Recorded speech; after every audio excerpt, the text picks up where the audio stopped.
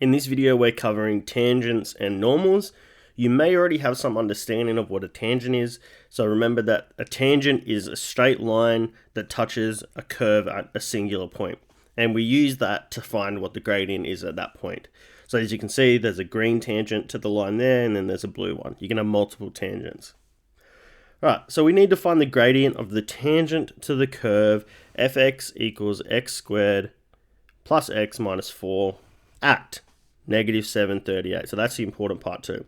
So the first thing we want to do is we want to differentiate this. So remember, with differentiation, powers come out the front, and then you minus 1 off to get the new power. So if I find my differentiation here, 2 comes out the front, and then we just get an x. A single x here becomes 1, and then the minus 4, because it's a constant, disappears. So my derivative function is 2x plus 1. So this is where the negative 7 comes in. We need to let x equal negative 7, because what that's going to do is that's going to tell us the gradient when x is negative 7, which is what the question's asking. We get 2 times negative 7 plus 1. We end up with negative 13.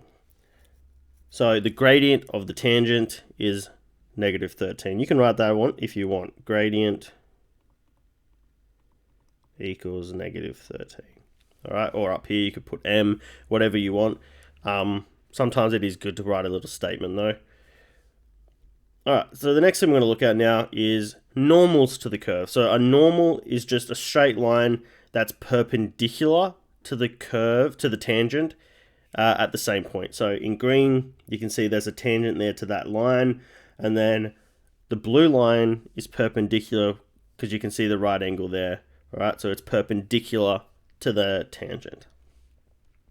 So in saying that, it's good to remember and just recap on perpendicular lines and their gradients.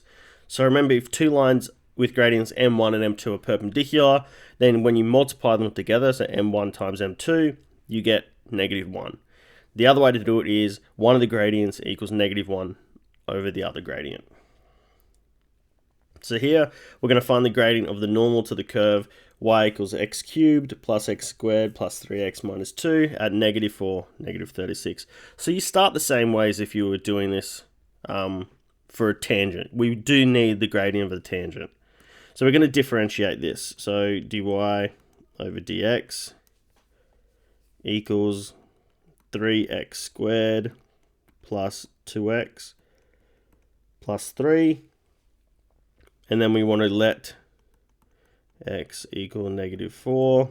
So dy over dx is going to be 3 times negative 4. It's important to have brackets here so that the calculator doesn't misinterpret what you're squaring, whether it's the 4 or a negative 4.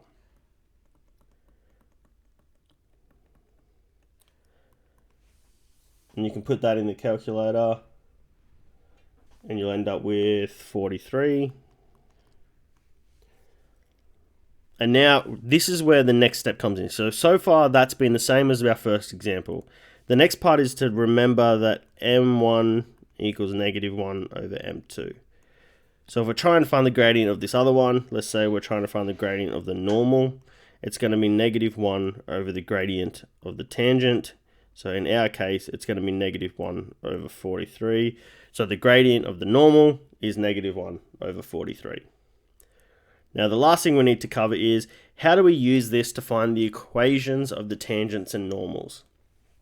So we use the formula here, y minus y1 equals m, and then in brackets x minus x1 to find these equations. But again, you start the exact same way with the other two. We need to find the gradient. So the first thing we're going to do is we're going to differentiate our function. So we end up with 3x minus 3.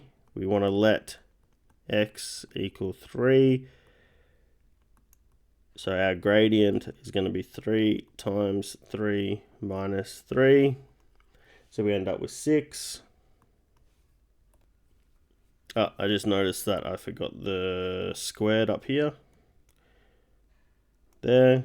So we actually have 3 squared times 3, take away 3, which ends up getting us 24. Alright, so we have a gradient of 24. I already have my coordinates up here. We have x1, y1. So what I can do now is I can just go y minus y1 equals the gradient of x minus x1. We can substitute in our values. So what we end up with is y minus 23 equals 24 x minus 3. We can expand these brackets now, and we end up with y minus 23 equals 24 x minus 72. We want to make it in the normal form, so y equals mx plus c. So we're going to plus the 23 plus the 23. So y equals 24x minus 49. And there is the equation of the tangent. So if you were told to find the equation of the normal, it's the exact same thing, except you're going to be using the gradient of the normal.